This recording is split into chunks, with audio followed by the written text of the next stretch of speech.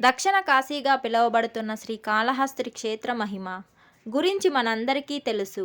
కానీ సాక్షాత్తు ఆ బ్రహ్మ మానస పుత్రుడైన నారద మహర్షికి ఈ క్షేత్రం ఒక గొప్ప పాఠాన్ని నేర్పిందని మీకు తెలుసా? లోక సంచారి అయిన నారదుడు దట్టమైన అడవుల మధ్య వెలసిన ఈ వాయులింగేశ్వరుణ్ణి దర్శించుకున్నప్పుడు ఆయనకు కలిగిన ఆశ్చర్యం ఏమిటి? గాలి చొరబడిన గర్భాలయంలో ఆ దీపం ఎందుకు రెపరెపలాడుతుంది? ఈ వీడియోలో దీనికి సంబంధించిన వివరాలను తెలుసుకుందాం. వీడియోను చివరి వరకు చూడండి. లోగడ జ్ఞానపారదుడైన నారదుడు ఓనాడు కైలాసం వెళ్ళి పార్వతీ పరమేశ్వరులను దర్శించి అతనికి కలిగిన సంశయ నివృత్తి కోసం సత్యలోకం వెళ్ళి సరస్వతీ చతుర్ముఖులకు నమస్కరించి బ్రహ్మదేవునితో ఇలా అన్నాడు: దేవదేవ, కైలాసంలో ఉమామహేశ్వరులను సందర్శిస్తున్నప్పుడు పలు సందేశాలు పీడించాయి నన్ను. ఆ సందేశ నివృత్తి కోసమే మీ చెంతకిలా వచ్చాను. మీరు చతుర్ముఖులు కనుక మీ నోటి నుండి స్వయంగా వినదలచి ఇలా వచ్చాను కనుక దయుంచి సెలవియ్యండి అంటూ ఇలా ప్రశ్నించాడతడు. రథగజతురగాది పలు వాహనాలుండగా వాటిని కాదని పశుపతి వృషభమునే ఎందుకెన్నుకున్నాడు? పరిమళ భరితములైన చందనాలుండగా కాటి బూడిదనే అలుదుకొన్నాడెందుకు? రత్న ఖచితములైన స్వర్ణాభరణములు ఉండగా ఎమ్ములమాలనే ఎందుకు ధరించాడు? వేదాంత వేద్యుడైన పరమేశ్వరుడు కపాలమునే ఎందుకు పట్టాడు? రజితగిరి, స్వర్ణగిరి లాంటి ఉత్తమ వాసయోగ్య స్థానాలుండగా శ్మశాన వాటికల్లోనే ఎందుకు నివసిస్తున్నాడు?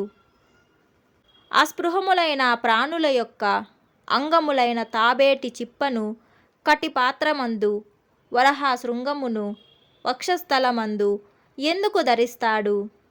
విషపూరితములైన సర్పములనే అలరించుకొంటాడెందుకు? పీతాంబరాది దివ్య వస్త్రాలుండగా వాటిని కాదని వలవలుగా ఏనుగు చర్మము, పులి చర్మమును ఎందుకు ధరిస్తుంటాడు? చేతియందు డమురకమునే ఎందుకు ధరించాడు? పురుషులలోకెల్లా పరమ సుందరాకారుడుగా శంకరుడు అలాంటి మహా అందగాడు అత్యంత భయంకరమైన భైరవ రూపం ఎందుకు ధరించాడు? నిరంతరం అప్సరోగణముతో సంసేవింపబడు అవకాశం ఉండి కూడా తృణీకరించి భూత ప్రేత పిశాచాదులతో ఎందుకు పరివృత్తుడై ఉంటుంటాడు? ఉత్తమోత్తములైన భటులుండగా హ్రస్వ, దీర్ఘ, కుబ్జ, తుంబిల, వక్రాననులైన ప్రమదగణంతోనే వసిస్తుంటాడెందుకు?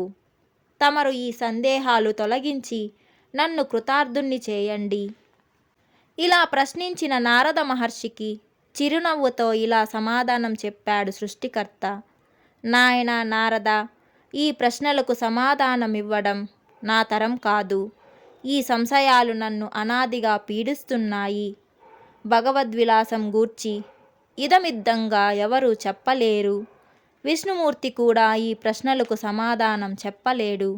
ఒక్క పరమేశ్వరుడు, అతని కుటుంబ సభ్యులు మాత్రమే ఈ ప్రశ్నలకు సమాధానం చెప్పగలరు. మరెవరూ చెప్పలేరు. పరమేశ్వర చరిత్ర బహు విచిత్రమయ్యింది.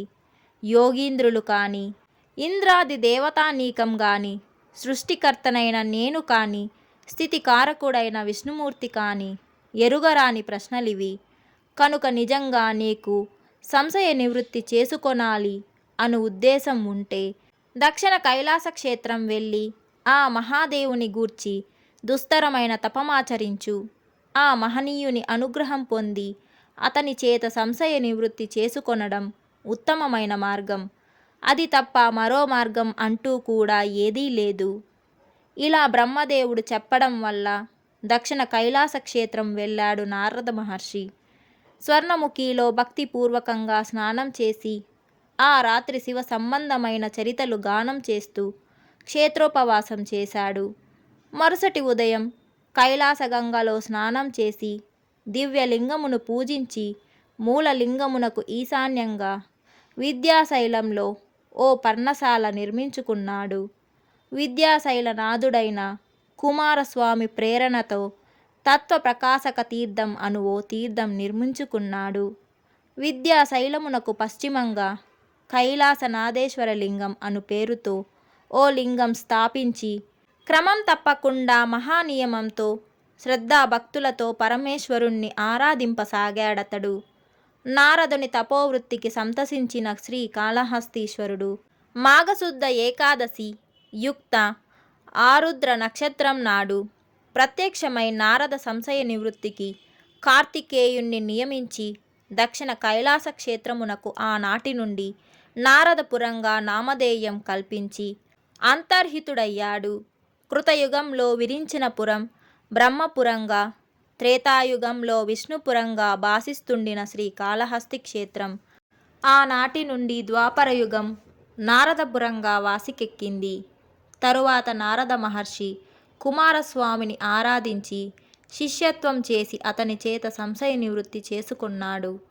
మాఘశుద్ధ ఏకాదశి ఆరుద్ర నక్షత్రం నాడు నారదునికి పరమేశ్వర సాక్షాత్కారం లభించడం వల్ల ఆ తిథి నాడు తత్వప్రకాశ తీర్థంలో స్నానం చేసి కైలాసనాథేశ్వర లింగ దర్శనం చేసి మూలలింగమును పూజించిన వారు ఉత్తమ విద్యావంతులుగా దిశనా సంపన్నులుగా కాగలరు.